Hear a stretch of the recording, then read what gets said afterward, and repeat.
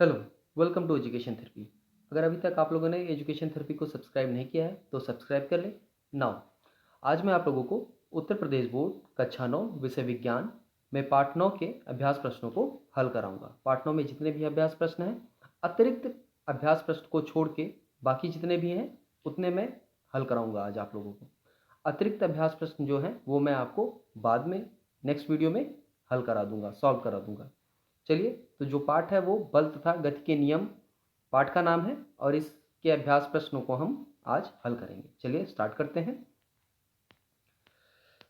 Page number 131 पे जो भी प्रश्न है पहले उनको देखते हैं। देखिए पहले प्रश्न क्या कह रहे हैं, निम्न में से किसका जड़त्व अधिक है। तो यहाँ पे हमको दिया गया है दो चीज़ें दी गई हैं, उनमें से बताना है किसका जड़त्व अधिक है। तो पहला कह रहा है एक रबड़ की गेंद एवं उसी आकार का पत्थर जो है, तो इन दोनों में जड़त्व किसका अधिक होगा। देखिए जिसका भार अधिक होगा, ठीक है, उसका जड़त्व अधिक होगा। तो यहाँ पे जो पत्थर है इसका जड़त्व अधिक होगा। दूसरा देखिए एक साइकिल एवं एक रेलगाड़ी, तो जाहिर सी बात है रेलगाड़ी का भार अधिक होगा तो जड़त्व इसके अंदर अधिक होगा। 5 रुपए का एक सिक्का व 1 रुपए का एक सिक्का, तो 5 रुपए का एक सिक्का जो होगा उसका जड़त्व अधिक होगा। ठीक है, चलिए आगे देखते हैं। सेकंड क्वेश्चन, नीचे दिए गए उदाहरण में गेंद का वेग कितनी बार बदलता है। ठीक है, हमको बताना है कितनी बार बदलता है। चलिए तो क्वेश्चन देखिए क्या है। फुटबॉल का एक खिलाड़ी गेंद पर किक लगाकर गेंद को अपनी टीम के दूसरे खिलाड़ी के पास पहुंचाता है।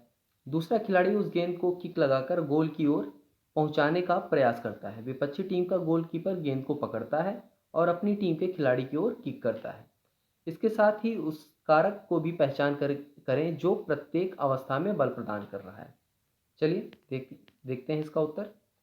देखिए पहली बार क्या हुआ, दिशा परिवर्तन कब हुआ, जब प्रथम खिलाड़ी ने गेंद पर बल आरोपित किया, यानी फुटबॉल को पैर से किक किया, मारा, तो बल के कारण गेंद का वेग बढ़ गया।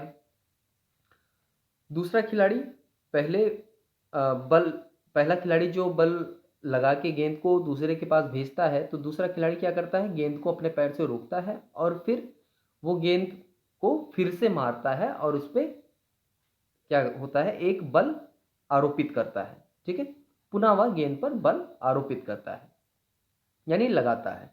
तो उससे क्या होगा, बॉल में एक्सिलरेशन आ जाएगा यानी त्वरित हो जाएगा, त्वरण आ जाएगा। फिर क्या हो रहा है, गोल रक्षक गेंद पर बल आरोपित करता है, यानी जो गोलकीपर है वो फुटबॉल को पकड़ता है और क्या करता है, उसको रोकता है और फिर दोबारा उसे अपने साथी की तरफ बढ़ाता है, यानी गोलकीपर जो है वो अपने टीम के एक प्लेयर के पास उसको गेंद को पहुंचाता है। तो ये तीन अवस्थाएं हैं जो प्रश्न में दिया गया है उसके उत्तर में। तीसरा प्रश्न देखते हैं, किसी पेड़ की शाखा को तीव्रता से हिलाने पर कुछ पत्तियां झड़ जाती हैं, क्यों। देखिए यहाँ पे क्या होगा, यहाँ भी हमारा स्थिर जड़त्व का नियम काम आएगा। देखिए उत्तर, पेड़ की शाखा तथा पत्तियां विराम में रहती हैं। जब शाखा को हिलाते हैं तो शाखा गतिमान हो जाती है तथा पत्तियां स्थिर जड़त्व के कारण विराम में रहने की कोशिश करती हैं। अतः पत्तियों पर एक बल लगता है जिसके कारण पत्तियां टूटकर गिर जाती हैं। स्थिर जड़त्व का मतलब, पहले पेड़ खड़ा रहता है तो सामान्यतः सारी पत्तियां उसमें जुड़ी रहती हैं, लेकिन जब एकाएक पेड़ को हिलाया जाता है तो पत्ती स्थिर अवस्था में रहना चाहती है, लेकिन गति के कारण पेड़ हिलने लगता है तो वो एकाएक उसके अंदर वेग आता है, यानी जिस जगह से वो जुड़ी होती है पेड़ के अंदर एकाएक वेग आता है और पत्ती स्थिर रहना चाहती है, तो इसी कारण पत्ती टूट जाती है। इसी को कहते हैं स्थिर जड़त्व का नियम। ठीक है, चलिए नेक्स्ट क्वेश्चन देखते हैं। क्वेश्चन नंबर 4, जब कोई गतिशील बस अचानक रुक जाती है तो आप आगे की ओर झुक जाते हैं और जब विरामावस्था से गतिशील होती है तो पीछे की ओर झुक जाते हैं। ये भी क्या है, ये भी जो जड़त्व का नियम है उसी पर आधारित है प्रश्न। चलिए उत्तर देख लीजिए, गतिशील बस में बैठा हुआ यात्री भी समान गति से बस की दिशा में गति करता है। जब बस अचानक रुक जाती है तो यात्री का निचला हिस्सा बल के कारण विरामावस्था में आ जाता है जबकि ऊपरी हिस्सा गतिशील रहता है। परिणाम स्वरूप हम आगे की ओर झुक जाते हैं। ऐसा ही जब विरामावस्था से बस गतिशील होती है तो हम बल के कारण पीछे की ओर झुक जाते हैं। तो ये किस में आएगा हमारा, ये भी हमारा आएगा स्थिर जड़त्व या जो लॉ ऑफ इनर्शिया है उसके कारण। पेज नंबर 140 पे जो प्रश्न है अब उनको देखते हैं। यदि क्रिया सदैव प्रतिक्रिया के बराबर है तो स्पष्ट कीजिए कि घोड़ा गाड़ी को कैसे खींच पाता है। देखिए, क्रिया प्रतिक्रिया बल होते हैं जो कि विपरीत दिशा में, एक दूसरे के विपरीत दिशा में लगते हैं और अलग अलग वस्तुओं पे लगते हैं। ठीक है, चलिए अब इसका उत्तर देखते हैं। यह सत्य है कि प्रत्येक क्रिया सदैव प्रतिक्रिया के बराबर है होती है। जब घोड़ा गाड़ी को खींचता है तो वह अपने नीचे की पृथ्वी की सतह को पेशीय बल लगाकर अपने पैरों से पीछे की ओर ढकेलता है। जैसे हम चलते हैं पृथ्वी पे तो क्या होता है, हम पैरों से पृथ्वी पे बल लगाते हैं और पृथ्वी को पीछे ढकेलते हैं, जिसके कारण हम आगे जा पाते हैं। सेम वही चीज घोड़ा गाड़ी कर रहा है, यानी घोड़ा कर रहा है। इस बल की प्रतिक्रिया जो कि लगाए गए बल के बराबर तथा विपरीत दिशा में होती है के फलस्वरूप घोड़ा गाड़ी आगे की ओर चलती है। ठीक है, तो जो घोड़ा है वो पृथ्वी को पीछे की तरफ ढकेल रहा है। ठीक है, और फिर उसी के फलस्वरूप जो है क्या है, जो गाड़ी है वो आगे की तरफ बढ़ रही है। चलिए अब आते हैं नेक्स्ट क्वेश्चन। एक अग्निशमन कर्मचारी, यानी जो आग बुझाने वाला कर्मचारी है एक, को तीव्र गति से बहुतायत मात्रा में पानी फेंकने वाली रबड़ की नाली, यानी जो पाइप होता है ना, आपने आग बुझाने वाली जो गाड़ी होती है, क्या बोलते हैं उसको, फायर वाली जो गाड़ियाँ होती हैं, उसमें आप देखते हैं जब वो पानी छोड़ते हैं तो पाइप में बहुत फोर्स से, बहुत ही प्रेशर से पानी निकलता है। ठीक है, तो उसी को ये रबड़ की नली कह रहे हैं, को पकड़ने में कठिनाई होती है। ऐसा क्यों होता है? यहाँ भी क्रिया प्रतिक्रिया का ही नियम लागू हो रहा है। चलिए देखते हैं उत्तर। जब फायर ब्रिगेड की किसी हौज पाइप से तीव्र गति से अत्यधिक मात्रा व उच्च वेग से पानी बाहर निकलता है तो गति के तीसरे नियम के अनुसार बाहर निकलता हुआ पानी हौज पाइप को प्रतिक्रिया रूप स्वरूप पीछे की ओर ढकेलता है, जिसके कारण अग्निशमन कर्मचारी को पाइप संभालना कठिन हो जाता है। यानी जितनी प्रेशर से पानी आगे निकलता है उतना ही बल वो पीछे की तरफ भी लगता है उसमें, तो इसी कारण उसको बहुत जम के पकड़ना पड़ता है, बहुत ही फोर्स हो जाता है उसमें। ठीक है, तो क्रिया प्रतिक्रिया के नियम के कारण ही ऐसा होता है। नेक्स्ट क्वेश्चन पे आते हैं, क्वेश्चन नंबर 3। एक 50 ग्राम द्रव्यमान की गोली 4 किलोग्राम द्रव्यमान के राइफल से 35 मीटर पर सेकेंड के प्रारंभिक वेग से छोड़ी जाती है। राइफल की प्रारंभिक प्रतिक्षेपित वेग की गणना कीजिए। चलिए, तो सबसे पहले इसमें क्या क्या दिया हुआ है पहले तो क्वेश्चन समझ लेते हैं। एक बंदूक है, ठीक है, राइफल एक बंदूक है, उससे 4 किलो की बंदूक है हमारी। ठीक है, जो बंदूक है वो 4 किलो की है और उसके अंदर जो गोली है वो 50 ग्राम की है। तो बंदूक से गोली जब दागी जाती है तो क्या होता है, 35 मीटर प्रति सेकेंड के प्रारंभिक वेग से वो गोली छोड़ी जाती है। ठीक है, तो इसमें पूछ रहा है जो बंदूक है यानी राइफल है उसका प्रारंभिक प्रतिक्षेपित वेग, यानी जो पीछे हटने का वेग है वो क्या होगा। तो सबसे पहले हम हल करते हैं और जो जो दिया है पहले वो लिख लेते हैं। तो हमको सबसे पहले गोली का द्रव्यमान दिया हुआ 50 ग्राम, इसको हमने किलोग्राम में बदल लिया। गोली का प्रारंभिक वेग यानी U1 35 मीटर पर सेकंड हमको दिया हुआ है। गोली का संवेग निकाल लेंगे तो M1 इंटू U1, M1 का मान और U1 का मान हमको दिया है तो हमें मिल गया M1 U1 मिल गया, संवेग मिल गया गोली का। अब राइफल का द्रव्यमान M2 बराबर 4 किलो दिया है और राइफल का प्रतिक्षेपित वेग जो कि हमको निकालना है उसको हम U2 मान लेते हैं। ठीक है, तो अब यहाँ पे हम राइफल का संवेग निकाल लेंगे। राइफल का संवेग हाँ, राइफल का संवेग यहाँ हो गया M2U2 यानी 4 इंटू U2। अब हमको पता है कि पहले का संवेग बराबर प्रारंभिक संवेग बराबर होता है अंतिम संवेग के। तो राइफल का संवेग बराबर होगा किसके, माइनस गोली के संवेग। अब देखिए माइनस क्यों, देखिए माइनस होने का कारण है क्योंकि जो गोली है वो राइफल के विपरीत दिशा में जा रही है। ठीक है, जिस दिशा में राइफल जा रहा है उसके विपरीत दिशा में गोली जा रही है, तो इसको हम माइनस में लिखेंगे। तो यहाँ 4U2 बराबर -1.75। अब इसको हम हल कर देंगे तो हल करने के बाद क्या आएगा हमारा, ये आ जाएगा हमारा -0.4375 मीटर पर सेकेंड, ये U2 का मान आ गया। ठीक है, इसको हम जो है 0.44 भी लिख सकते हैं। ठीक है, तो जो राइफल होगी वो पीछे की तरफ जाएगी कितने वेग से, 0.44 मीटर पर सेकेंड की स्पीड से पीछे जाएगी। चलिए, तो ये हो गया। अब आते हैं क्वेश्चन नंबर 4 पे। 100 ग्राम और 200 ग्राम द्रव्यमान की दो वस्तुएं एक ही रेखा के अनुदिश एक ही दिशा में क्रमशः 2 मीटर पर सेकेंड और 1 मीटर पर सेकेंड के वेग से गति कर रही हैं। दोनों वस्तुएं टकरा जाती हैं। टक्कर के पश्चात प्रथम वस्तु का वेग 1.67 मीटर पर सेकेंड हो जाता है, तो दूसरी का वेग ज्ञात करना है हमको। क्या क्या दिया हुआ है, सबसे पहले क्वेश्चन में लिख देते हैं। m1 दिया हुआ है, इसको हमने केजी में बदल लिया। m2 दिया हुआ है, इसको भी हमने केजी में बदल लिया। केजी में कैसे बदलेंगे ये आपको पता होना चाहिए। अगर नहीं पता है तो क्या करेंगे, अगर ग्राम में दिया हुआ है हमको तो क्या करेंगे, इसको 1000 से भाग कर देंगे। ठीक है, आपका जो ग्राम में दिया हुआ है वो आ जाएगा हमारा किलोग्राम में। जैसे यहाँ पे 100 ग्राम दिया हुआ है तो 100 को भाग कर देंगे कितना, 1000 से, तो 0 0 ये कट गया। 10 से 1 में भाग देंगे तो हमारा आ जाएगा 0.1, तो 0.1 केजी यहाँ पे आ गया। ऐसे ही 200 ग्राम को भाग करें बदलेंगे तो 0.2 केजी आ जाएगा।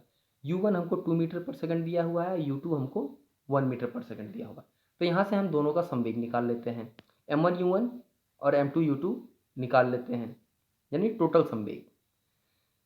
तो M1U1 और M2U2 का मान रख देंगे और उसके बाद मान रखने के बाद हल करेंगे तो हमारा आ जाएगा 0.4 किलोग्राम मीटर पर सेकेंड, जो कि संवेग की इकाई है। ठीक है, तो संवेग टोटल संवेग आया, क्योंकि हमने प्रारंभिक संवेग और अंतिम संवेग जो है, सॉरी, प्रारंभिक संवेग दोनों वस्तुओं का जोड़ दिया है, तो ये दोनों वस्तुओं का, दोनों पिंड का टोटल संवेग हो गया। ठीक है, टक्कर के बाद पहली वस्तु का संवेग, अब जब टक्कर हुआ तो टक्कर के बाद पहली वस्तु का संवेग क्या होगा, v1 दिया है हमको 1.67 मीटर पर सेकेंड।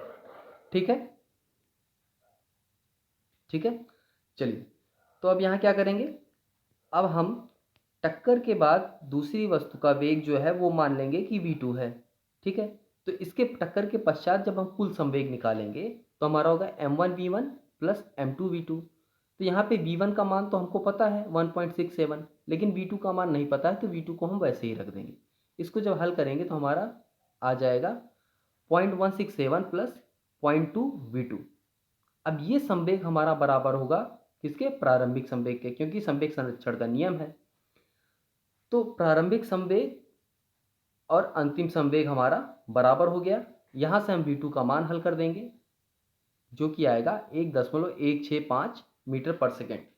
ठीक है, तो ये हो गया हमारा दूसरी वस्तु का जो वेग आएगा वो आएगा 1.165 मीटर पर सेकेंड। देखिए, मैं आपको यहाँ थोड़ा फास्ट वे में बता रहा हूँ, बाकी कैलकुलेशन का सारा तरीका इसमें लिखा हुआ है। आप ध्यान से करेंगे तो कहीं ऐसा नहीं है कि आपको समझ में नहीं आएगा, बट फिर भी अगर समझ में नहीं आता तो कमेंट बॉक्स में आप बताइएगा, मैं उसको दोबारा एक बार एक्सप्लेन कर दूंगा। चलिए, तो ये आपका उत्तर हो गया। अब आते हैं अभ्यास प्रश्न, जो हमारी पुस्तक में अभ्यास प्रश्न है, अब हम उसको हल करते हैं। तो पहला क्वेश्चन देखिए, कोई वस्तु शून्य बाह्य असंतुलित बल अनुभव करती है, यानी जो बाह्य बल है वो शून्य है। जैसे मान लीजिए हमें पता है कि अंतरिक्ष में बाह्य बल नहीं होता, यानी हम मान लीजिए कि वही पिंड है जो अंतरिक्ष में है, क्योंकि वहाँ कोई बाह्य बल नहीं होता। ठीक है, तो शून्य है। क्या किसी भी वस्तु के लिए अशून्य वेग से गति करना संभव है? यदि हाँ, तो वस्तु के वेग के परिमाण एवं दिशा पर लगने वाली शर्तों का उल्लेख करें। यदि नहीं तो इसका कारण स्पष्ट करें। चलिए, तो इसका उत्तर देखिए, तो हाँ, मतलब कोई वस्तु अशून्य वेग से चल सकती है यदि उस पर लगा बाह्य बल असंतुलित बल शून्य है। इस स्थिति में एक वस्तु एक समान परिमाण के वेग से चलेगी तथा उसकी दिशा एक सरल रेखीय होगी, अर्थात वस्तु एक समान वेग से एक सरल रेखा में चलती रहेगी जब तक उस पर संतुलित बाह्य बल कार्य करते रहेंगे। अब देखिए यहाँ पे हो क्या रहा है, जिस प्रकार हमें पता है कि अगर अंतरिक्ष में कोई पिंड छोड़ दिया जाए तो वो बस गति करता ही रहेगा, क्योंकि वहाँ असंतुलित बाह्य बल शून्य हो जाता है, ठीक, और वो एक रेखीय गति ही करेगा, ठीक है। अब मान लेते हैं पृथ्वी पे कोई वस्तु अगर हम धक्का देते हैं और वो चल रही है तो वो रुकती क्यों है? क्योंकि घर्षण बल लग रहा है। अगर यहाँ पे घर्षण बल को संतुलित कर दिया जाए तो कोई भी वस्तु हमेशा एक सरल रेखीय पथ पर एक निश्चित वेग से गति करती रहेगी, ठीक है। तो यहाँ पे हम कह सकते हैं अगर बाह्य असंतुलित बल शून्य हो तो वस्तु गति करती रहेगी समान वेग से एक सरल रेखा में, ठीक है। चलिए आते हैं आप नेक्स्ट क्वेश्चन पे। देखिए नेक्स्ट क्वेश्चन क्या है, जब किसी छड़ी से एक चद्दर को, यानी दरी होती है ना, कारपेट दरी को जब हम एक डंडे से पीटा जाता है तो धूल के कण बाहर आ जाते हैं। क्यों आते हैं? देखिए जब दरी या जो आपका गद्दा रजाई जो भी मान लीजिए उसको डंडे से पीटा जाता है तो कारपेट के जो कण हैं वो गति अवस्था में आ जाते हैं, यानी जो चद्दर है, हमारा चद्दर जो है वो गति अवस्था में आ जाता है। अब वो गति अवस्था एकाएक आती है, बहुत ही स्पीड में, मतलब बहुत ही झटके में आती है। तो क्या होता है उसमें जो धूल के कण बैठे होते हैं ना वो अपना जड़त्व के कारण स्थिरता बनाए रखना चाहते हैं, लेकिन वो स्थिरता बनाए रहने में असमर्थ रह जाते हैं, ठीक है। प्रयत्न करते हैं बट वो स्थिरता बनाए नहीं रख पाते, जिसके कारण होता क्या है कि धूल के कण दरी से अलग होकर बाहर निकल जाते हैं। यानी ये किस नियम के कारण हो रहा है? जो स्थिर जड़त्व का नियम है, लॉ ऑफ इनर्शिया है, ठीक है, उसके कारण ऐसा हो रहा है। चलिए आते हैं नेक्स्ट क्वेश्चन पे। बस की छत पर रखे सामान को रस्सी से क्यों बांधा जाता है? आपने अक्सर देखा होगा कि जब हम सवारी से कहीं आते जाते हैं या ट्रकों पे या कहीं पे, तो सामान जब गाड़ियों पे रखे जाते हैं तो उनको रस्सी से बांधा जाता है। क्यों? देखिए किसी बस की छत पर रखे सामान को रस्सी से बांधने की सलाह इसलिए दी जाती है ताकि बस की छत पर रखा सामान बस के अचानक चलने या रुकने की दिशा बदलने पर या असमतल सड़क पर चलने से जड़त्व के कारण सामान आगे पीछे खिसक कर या झटके से या झटका लगकर नीचे न गिर जाए, ठीक है। जाहिर सी बात है, इतना तो सबको पता है कि सामान क्यों बांध, लेकिन कारण है कि जड़त्व के कारण, ठीक है। स्थिर जड़त्व का नियम लागू होगा ना वहाँ पे, अगर हम नहीं बांधेंगे, गाड़ी की सतह से एकदम न कस के बंधा होगा तो जैसे ही गाड़ी ब्रेक मारेगा तो सामान सड़क के आगे गिर जाएगा, और गाड़ी एकाएक अगर स्पीड पकड़ेगा तो सामान पीछे सरक जाएगा, तो गाड़ी का बैलेंस बनाने में दिक्कत होगा। तो इसलिए हम सामान को बांध लेते हैं, यानी इसमें भी जो जड़त्व का नियम है वही लागू हो रहा है। नेक्स्ट क्वेश्चन पे आते हैं। देखिए किसी बल्लेबाज द्वारा क्रिकेट की एक गेंद को मारने पर गेंद जमीन पर लुढ़कती है, कुछ दूरी चलने के पश्चात गेंद रुक जाती है, गेंद रुकने के लिए धीमी हो जाती है। क्यों होता है ऐसा? ठीक, गेंद रुकती है तो क्यों होता है? देखिए यहाँ कई सारे विकल्प दिए हुए हैं, इसमें से जो हमारा सही उत्तर है वो सी वाला है। गेंद पर गति की दिशा के विपरीत एक बल कार्य कर रहा है, इसी कारण गेंद रुक जाती है, और वो बल कौन सा है? वो बल है हमारा घर्षण बल, ठीक है, जिसको हम फ्रिक्शन फोर्स कहते हैं। तो इस कारण से गेंद पे वो फ्रिक्शन फोर्स यानी घर्षण बल लगता है, इसी कारण वो रुक जाती है। नेक्स्ट क्वेश्चन देखिए, एक ट्रक विरामावस्था से किसी पहाड़ी से नीचे की ओर नियत त्वरण यानी एक्सेलरेशन से लुढ़कना शुरू करता है। एक ट्रक है जो ऊपर से नीचे एक इंक्लाइंड पे ऊपर से नीचे की तरफ लुढ़क रहा है निश्चित त्वरण से, निश्चित एक्सेलरेशन से। यह 20 सेकंड में 400 मीटर की दूरी तय करता है। इसका त्वरण ज्ञात करें। अगर द्रव्यमान 7 टन है तो इस पर लगने वाले बल की भी गणना करें। 1 टन बराबर 1000 किलोग्राम होता है, ये याद होना चाहिए। चलिए सॉल्व करते हैं क्वेश्चन को। देखिए हमको क्या क्या दिया हुआ है। ट्रक का आरंभिक मान, वेग आरंभिक यानी जो प्रारंभिक वेग है वो u होता है, u बराबर 0 है। तय की गई दूरी s जो कि 400 मीटर है। लिया गया समय 20 सेकंड है, और त्वरण यहाँ पे नियत है लेकिन हमको निकालना है। चलिए तो हमको पता है s बराबर ut plus half A T square होता है। यहाँ पे सारा मान रख देंगे तो हमें क्या मिल जाएगा? हमें मिल जाएगा ए का मान हो गया 2 मीटर पर सेकेंड स्क्वायर। ठीक है, अब ट्रक का जो मास है वो 7 टन है, यानी 7000 किलो हो गया। अब एफ का मान क्या होगा, एफ बराबर यम ए होता है, तो यम हमको 7000 पता है और ए हमको 2 पता है, 2 हमने अभी यहाँ से निकाला, तो इसको गुणा करेंगे तो 14000 न्यूटन का बल लगेगा। ठीक है, तो ये हमारा उत्तर हो गया। Next question, question number 6।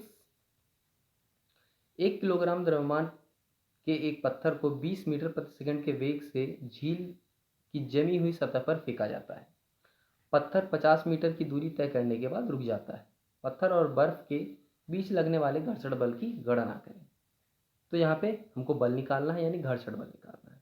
हमको दिया है द्रव्यमान दिया है 1 किलोग्राम, प्रारंभिक वेग यानी यू दिया है हमको 20 मीटर प्रति सेकंड, अंतिम वेग 0 होगा क्योंकि आखिरी में जाके पत्थर रुक जा रहा है, तो रुकने के बाद वेग 0 हो जाता है, तो v 0 हो गया। दूरी 50 मीटर है। तो तीसरे नियम का उपयोग करके हम इसको हल कर लेते हैं। तीसरा नियम है तीसरा नियम का मतलब गति का जो तीसरा समीकरण है उसका उपयोग करके, तो वी स्क्वायर बराबर यू स्क्वायर प्लस 2as। ठीक है, तो यहाँ पे सारा मान रख देंगे तो हमारा a बराबर आएगा -4 मीटर पर सेकेंड स्क्वायर। अब माइनस क्यों आएगा, देखिए, क्योंकि एक तरह से समझिए गाड़ी पे ब्रेक लग रहा है। हमने कोई पत्थर फेंका तो वो धीरे धीरे आगे बढ़ते बढ़ते धीरे धीरे जाके रुक जाएगा, यानी एक तरह से पत्थर पे ब्रेक लग रहा है। तो ब्रेक लग रहा है तो इसका मतलब जो त्वरण आएगा वो माइनस में आएगा, यानी त्वरण जो है वो निगेटिव काम कर रहा है। ठीक है, चलिए, तो हमें ए मिल गया।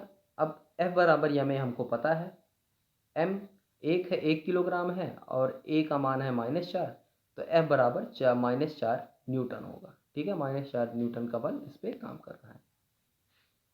अब माइनस में इसीलिए है क्योंकि ये बल के विपरीत दिशा में कार्य कर रहा है, इसलिए। ठीक है, नेक्स्ट क्वेश्चन। एक 8000 किलोग्राम द्रव्यमान का रेल इंजन प्रति 2000 किलोग्राम द्रव्यमान वाले 5 डिब्बे को सीधी पटरी पर खींचता है। यदि इंजन 40000 न्यूटन का बल आरोपित करता है, यदि पटरी 5000 न्यूटन का घर्षण बल लगाती है, तो ज्ञात करें। क्या क्या निकालना है, एक तो नेट एक्सीलरेशन निकालना है यानी त्वरण, फिर रेल का त्वरण निकालना है, तथा डिब्बे यानी एक बोगी द्वारा दूसरे बोगी पर लगाया गया बल निकालना है। ठीक है, चलिए, तो क्या क्या दिया हुआ है, सबसे पहले हम वो लिख लेते हैं। इंजन द्वारा लगाया गया बल 40000 न्यूटन का है। डिब्बे द्वारा लगाया गया घर्षण बल ये है, पटरी द्वारा लगाया गया घर्षण बल ये है 5000 न्यूटन का, यहाँ डिब्बे लग गया है, पटरी होगा। ठीक है, क्योंकि यहाँ पे आप क्वेश्चन में दिया है ना, जो यदि पटरी 5000 न्यूटन का घर्षण बल लगाती है, तो यहाँ पे हम डिब्बा नहीं लिखेंगे, घर्षण बल लिखेंगे।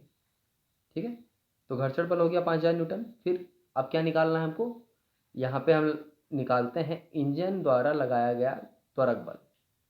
तो क्या करेंगे, त्वरक मतलब नेट बल।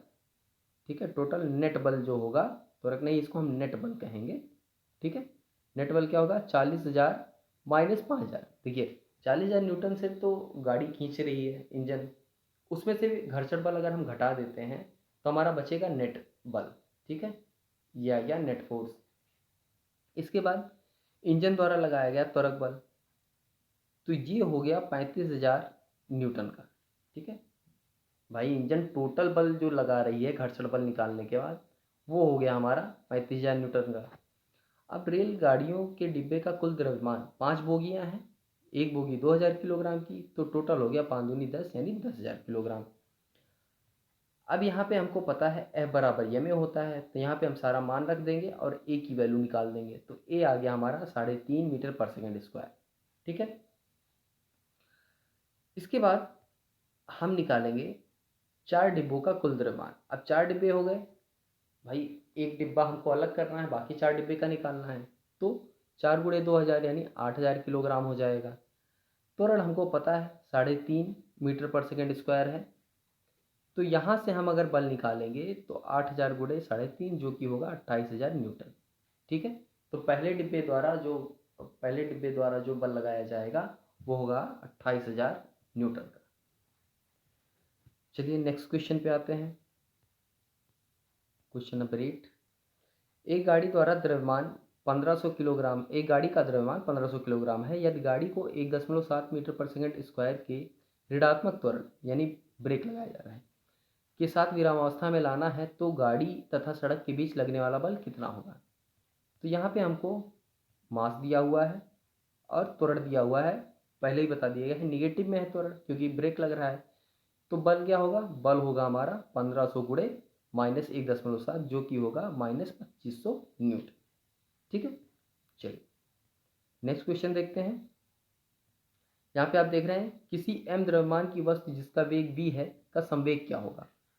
तो संवेग को हम डिनोट करते हैं p से और हमको पता है p बराबर होता है मास इनटू वेग, यानी p बराबर हो गया हमारा क्या mv, और इसकी इकाई क्या होती है kg मीटर पर सेकेंड। तो mv कहाँ है, mv हमारा डी ऑप्शन में है, तो ये हमारा सही हो जाएगा। चलिए आगे देखते हैं नेक्स्ट क्वेश्चन। देखिए, एक लकड़ी के बक्से को 200 न्यूटन बल लगाकर उसे नियत वेग से फर्श पर ढकेलते हैं, बक्से पर लगने वाला घर्षण बल क्या होगा। देखिए, अब एक नियत वेग से ढकेला जा रहा है यानी वेग कांस्टेंट है अगर, तो क्षैतिज दिशा में जो बल लग रहा है वो 200 न्यूटन का लग रहा है लकड़ी के बक्से के ऊपर, और हमको ये पता है कि घर्षण बल बक्से पर क्षैतिज दिशा में लगाए गए बल के बराबर तथा विपरीत दिशा में होता है। घर्षण बल क्या होता है, हमेशा जिस तरफ बल कार्य कर रहा है उसके विपरीत दिशा में घर्षण बल लगता है। ठीक है, तो अगर 200 न्यूटन आगे की तरफ लग रहा है तो घर्षण बल क्या होगा, -200 न्यूटन का होगा। अब देखिए बराबर होगा, घर्षण बल जब अप्लाई किए गए फोर्स के बराबर होगा तभी वस्तु आगे की तरफ बढ़ेगी, वरना वस्तु बढ़ेगी नहीं यानी खिसकेगी नहीं। ठीक है, चलिए ऋणात्मक है क्योंकि विपरीत दिशा में है इसलिए, ठीक है, इसीलिए इसको ऋणात्मक लिखा गया है। गति की दिशा में होता तो ऋणात्मक नहीं लिखा जाता। चलिए नेक्स्ट क्वेश्चन पे आते हैं। दो वस्तुएं प्रत्येक का द्रव्यमान 1.5 किलोग्राम है, एक ही सीधी रेखा में एक दूसरे के विपरीत दिशा में गति कर रही हैं। टकराने के पहले प्रत्येक का वेग 2.5 मीटर पर सेकंड है। टकराने के बाद यदि दोनों एक दूसरे से जुड़ जाती हैं तब उनका सम्मिलित वेग क्या होगा। तो ये पहले दो पिंड हैं, दो वस्तुएं हैं जिनका जो द्रव्यमान है 1.5 मतलब एक का भी, एक वस्तु का 1.5 किलोग्राम और दूसरी वस्तु का भी 1.5 किलोग्राम द्रव्यमान है। दोनों एक सीधी रेखा में गति कर रहे हैं। ठीक है, टकराने से पहले जो है उस एक का वस्तु जो वेग है वो 2.5 मीटर पर सेकंड का था। टकराने के बाद अगर दोनों का जो एक दूसरे से जुड़ जाती हैं, मतलब दोनों वस्तुएं अगर एक दूसरे से जुड़ जाती हैं, जैसे ये है अब ये जा रही है ऐसे टकरा गई तो बाद में ऐसे जुड़ जाएंगी ना, ठीक है, जुड़ जाती हैं, तो उनका सम्मिलित वेग क्या होगा। चलिए हमको क्या क्या दिया हुआ है पहले वो देख लेते हैं। देखिए, द्रव्यमान दिया हुआ है m1 m2 बराबर 1.5 किलोग्राम यानी 1.5 kg हमको दिया हुआ है। और टकराने से पहले इनका वेग क्या होगा, u1 2.5 और u2 -2.5। क्या है, क्योंकि ये आमने सामने है। देखिए उसमें एक चीज़ है, आगे नहीं जा रही हैं, ये इस तरह से है, एक इस तरफ जा रही है तो एक इस तरफ, तो एक का अगर पॉजिटिव वेग है तो एक का निगेटिव वेग होगा। ठीक है, तो यहाँ पे u2 का मान हमने निगेटिव लिया हुआ है। आगे देखते हैं फिर। अब टकराने के बाद मान लेते हैं कि दोनों का सम्मिलित वेग v है। ठीक है, क्या होगा, टकराने के बाद इनका जो द्रव्यमान होगा वो भी जुड़ जाएगा, m1 m2 भी जुड़ जाएगा। तो क्या होगा, टक्कर के पहले दोनों का संवेग निकाल लेते हैं पहले, m1u1 प्लस m2u2। तो m1u1 और m2u2 जब हल करेंगे तो हमारा आ जाएगा क्या, 0। तो एक चीज़ हमको संवेग संरक्षण में बताया गया है कि वस्तु के टकराने के पहले जो संवेग होगा वही वस्तु के टकराने के बाद भी होगा। ठीक है, तो यहाँ तो टकराने के बाद और पहले का संवेग बराबर होगा, तो अगर पहले का संवेग 0 है तो बाद का संवेग भी 0 होगा। चलिए देखिए हल कर लेते हैं, बट वो हमको पता है 0 होगा तथा टक्कर के बाद दोनों का संवेग अब टक्कर के बाद निकालेंगे तो m1 प्लस m2 और v, तो ये हमारा आ जाएगा 3v। ठीक है, बाद का तो पहले का संवेग और बाद का संवेग बराबर होते हैं तो 3v बराबर 0 और v बराबर हमारा आ जाएगा सॉल्व करने के बाद 0। ठीक है, तो टक्कर के बाद दोनों वस्तुओं का जो सम्मिलित वेग होगा वो क्या होगा, वो 0 होगा। ठीक है, चलिए नेक्स्ट क्वेश्चन देखते हैं। गति के तृतीय नियम के अनुसार जब हम किसी वस्तु को धक्का देते हैं तो उतने ही बल से वह हमें भी विपरीत दिशा में धक्का देती है। यदि वह वस्तु एक ट्रक है, टुक लिख गया है ट्रक है, ठीक है, जो सड़क किनारे खड़ा है, संभवतः हमारे द्वारा आरोपित बल करने पर भी गतिशील नहीं होगा। हम ट्रक को धक्का देंगे तो जाहिर सी बात है वो एक आदमी के धक्का देने से खिसकेगा नहीं। एक विद्यार्थी इसे यह साबित करते हुए कहता है कि दोनों पर विपरीत एवं बराबर है, दोनों बल विपरीत एवं बराबर हैं जो एक दूसरे को निरस्त कर देते हैं। इस तर्क पर अपने विचार दें। चलिए, ट्रक गतिशील क्यों नहीं है ये भी हमको बताना है। देखिए होता क्या है, यह सही है कि क्रिया प्रतिक्रिया बल विपरीत एवं बराबर होते हैं। क्रिया प्रतिक्रिया बल विपरीत दिशा में लगते हैं और बराबर होते हैं और अलग अलग वस्तुओं पर लगते हैं। यह है क्रिया प्रतिक्रिया का नियम। परंतु ये बल कभी भी एक ही वस्तु पर कार्य नहीं करते, जैसे मैंने अभी बताया कि अलग अलग वस्तुओं पर कार्य करते हैं। ठीक है, आप क्रिया एक वस्तु पे करेंगे तो जो प्रतिक्रिया होगी वो किसी दूसरे वस्तु से के थ्रू हमको दिखाई देगी। जैसे कि उपरोक्त उदाहरण में हमारे द्वारा आरोपित बल ट्रक पर लगेगा, जबकि ट्रक का प्रतिक्रिया बल हम पर लगेगा। ट्रक के गतिमान होने का संबंध केवल ट्रक पर लगने वाले बल से बल से है, न कि हमारे द्वारा लगे प्रतिक्रिया बल से। अतः क्रिया प्रतिक्रिया के बलों का निरस्त होने का यहाँ कोई प्रश्न नहीं उठता। यानी प्रतिक्रिया और क्रिया प्रतिक्रिया बल आपस में कैंसिल नहीं होते भाई। एक ही वस्तु पे अगर बल लगता तब तो कैंसिल हो जाता है, यानी निरस्त हो जाते। लेकिन जब वस्तु बदल गई तो कैंसिल नहीं होता। ठीक है, चलिए आगे देखते हैं। इसमें हमारे द्वारा ट्रक पर आरोपित बल यानी बल आरोपित किए जाने पर ट्रक गतिशील नहीं हो पाता। इसका कारण है कि ट्रक पर इस बल के अतिरिक्त कोई और बल लग रहा है, और वो बल कौन सा है, वो बल होता है हमारा घर्षण बल। भाई हम अपनी तरफ से तो पूरी ताकत लगाते हैं ट्रक को धक्का देने में, लेकिन ट्रक नहीं हिलता। कारण है कि जो बल हम लगा रहे हैं उससे कहीं ज़्यादा बल, जो घर्षण बल है, वो ट्रक पे लग रहा है। ठीक है, ट्रक पे जो आरोपित घर्षण बल है वो हमारे लगाए गए बल से ज़्यादा है, जो हमारे द्वारा आरोपित बल से को संतुलित कर देता है। संतुलित का मतलब एक तरह से ज़्यादा है, इसीलिए हम बल लगाते हैं फिर भी जो ट्रक है वो आगे नहीं बढ़ता। नेक्स्ट क्वेश्चन देखिए।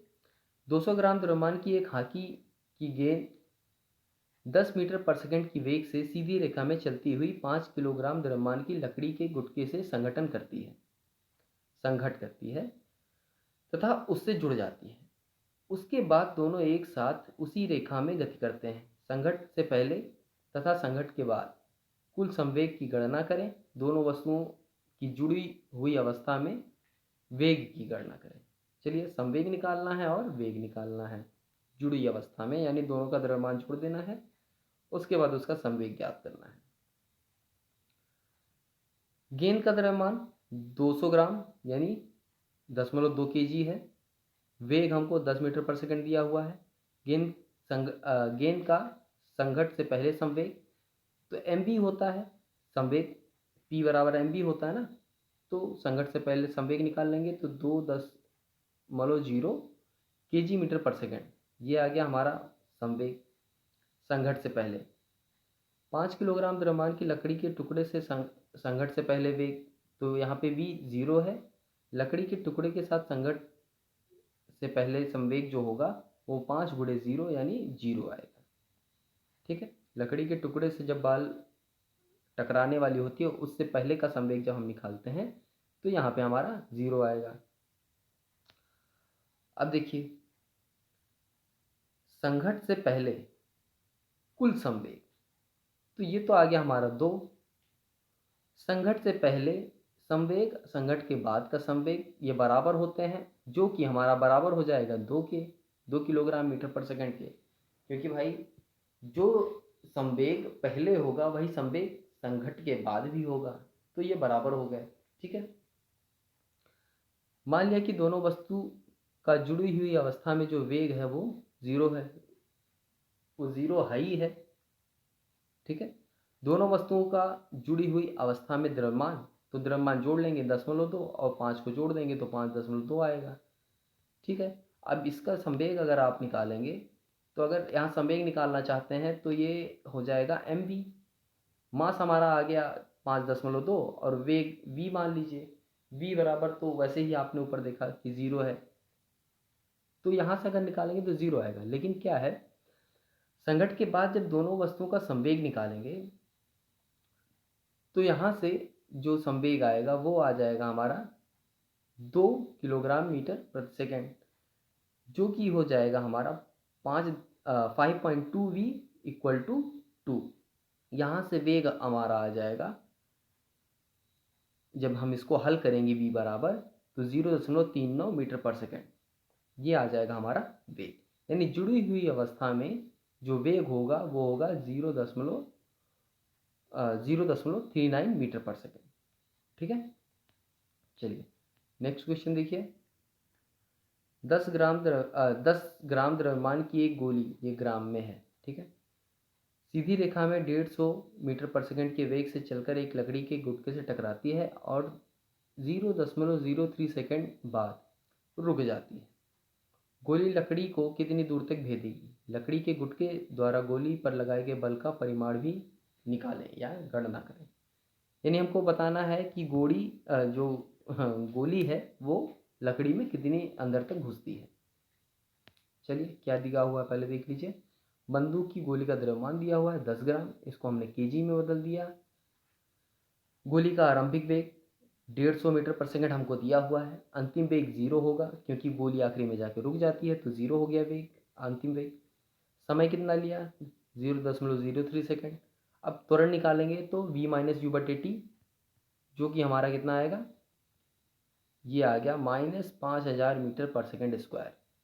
ठीक है, ये है गोली का त्वरण। क्योंकि क्या होगा, गोली जब लकड़ी से टकराएगी तो उसका त्वरण धीरे धीरे कम होता रहेगा। ठीक है, यानी उस पर निगेटिव में त्वरण काम करेगा तभी तो गोली रुकेगी। अगर गोली पे निगेटिव में त्वरण काम नहीं करेगा तो गोली रुकेगी थोड़ी, गोली तो चलती रहेगी। ठीक है, तो इसीलिए जो त्वरण आएगा हमारा, अब जैसे मान ही रख दीजिए, तो मान रखेंगे तो v बराबर 0, u बराबर 150, इसको हल करेंगे तो आप -5000 में आएगा। इसका मतलब गोली पे ब्रेक लग रहा है एक तरह से। आगे आइए, आगे आप यहाँ देखते हैं हम कितनी दूरी तक अंदर जाएगी गोली। चलिए, यानी यस निकालना है। तो जो हमारा गति का तीसरा समीकरण है 2as बराबर v square minus u square, वहाँ पे हम सारी वैल्यू रख देंगे, सारा मान रखेंगे। तो हमारा मान रखने के बाद हल करेंगे तो हमारा 2.25 मीटर आएगा। यानी लकड़ी के गुटके के अंदर 2.25 मीटर तक गोली जाएगी। इसके बाद जो बल है वो बल निकालते हैं। तो गुटके का गोली पर लगा बल F बराबर m a होता है। यहाँ पे m और a दोनों हमको दिया है, तो हमारा आ जाएगा -50 न्यूटन। ठीक है, गोली पर 50 न्यूटन का बल गोली के गति के विपरीत दिशा में लगेगा। अब गोली के गति के विपरीत दिशा में है तभी तो गोली रुकी। गोली के विपरीत दिशा में बल लग रहा है इसीलिए गोली रुकी, और इसीलिए जो बल है वो माइनस में आ रहा है, यानी 50 न्यूटन निगेटिव होगा। नेक्स्ट क्वेश्चन देखिए। एक वस्तु जिसका द्रव्यमान 1 किलोग्राम है 10 मीटर पर सेकंड के वेग से सीधी रेखा में चलते हुए एक विरामावस्था में रखे हुए 5 किलोग्राम द्रव्यमान के लकड़ी के गुटके से टकराती है। उसके बाद दोनों साथ साथ उसी सीधी रेखा में गति करते हैं। संघट्ट से पहले तथा बाद में कुल संवेगों की गणना करें। आपस में जुड़े हुए संयोजन के वेग की गणना करें, यानी वेग भी निकालना है और संवेग भी निकालना है। चलिए देखिए, यहाँ पे m1 दिया हुआ है, m1 1 kg दिया हुआ है और m2 हमको 5 kg, यानी जो गुटका है उसका वजन दिया हुआ है 5 किलोग्राम और जो पिंड है वो 1 किलोग्राम। पिंड का आरंभिक वेग v1 है जो 10 मीटर पर सेकंड का है और गुटके का आरंभिक वेग v2 है जो कि 0 है। अब इसको आप v1 लिखा है, इसको हम u1 कर सकते हैं, ठीक है। ये आरंभिक वेग u1 होता है, u1 u2 होगा, ठीक है।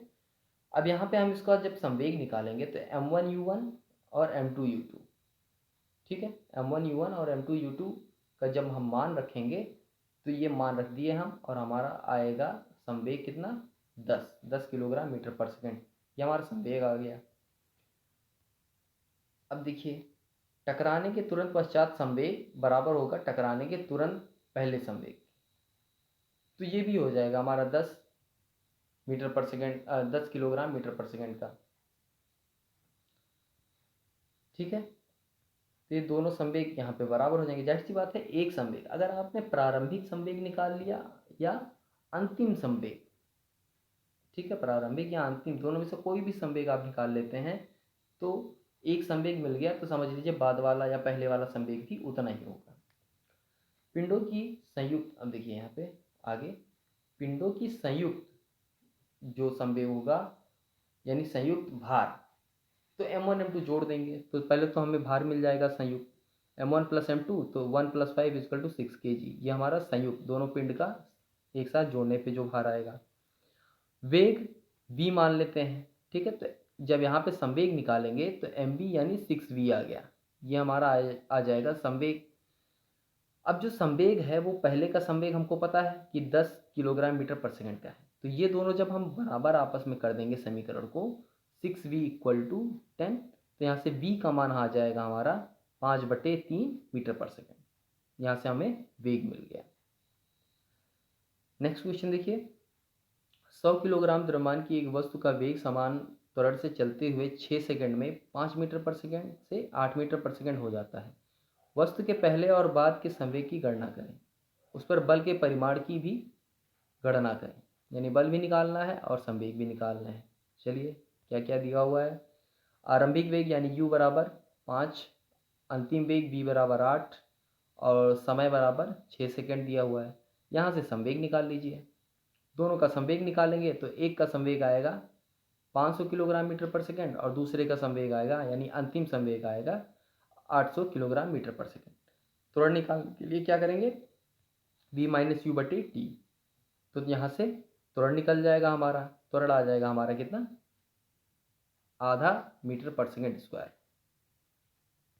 अब इसके बाद जो है फोर्स निकाल दीजिए, तो m बराबर 100 किलोग्राम है तो F बराबर ma होता है, यहाँ पे 100 गुणे आधा कर देंगे तो 50 न्यूटन आ जाएगा, ये हमारा बल होगा, ठीक है। दोनों उत्तर आ गए हमारे।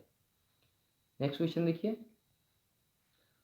अख्तर, किरण और राहुल किसी राजमार्ग पर बहुत तीव्र गति से चलती हुई कार में सवार हैं। अचानक उड़ता हुआ एक कीड़ा गाड़ी के सामने के शीशे से आ टकराया, वह शीशे से चिपक गया। अख्तर और किरण इस स्थिति पर विवाद करते हैं, यानी चर्चा करते हैं, बात करते हैं। किरण का मानना है कि कीड़े के संवेग परिवर्तन का परिमाण कार के संवेग परिवर्तन के परिमाण की अपेक्षा बहुत अधिक है, क्योंकि कीड़े के वेग में परिवर्तन का मान कार के वेग में परिवर्तन के मान से बहुत अधिक है। अख्तर ने कहा कि चूंकि कार का वेग बहुत अधिक था, अतः कार ने कीड़े पर बहुत अधिक बल लगाया, जिसके कारण कीड़े की मौत हो गई। राहुल ने एक नया तर्क दिया, कहा कि कार तथा कीड़ा दोनों पर समान बल लगा और दोनों के संवेग में बराबर परिवर्तन हुआ। तो ये जो तीनों लोगों ने बातें कही, इस पे हमें अपना व्यू देना है, अपना विचार देना है। चलिए, तो क्या होगा इसमें विचार, देखिए। जो राहुल ने कहा यानी तीसरे बंदे ने, वो सही कहा।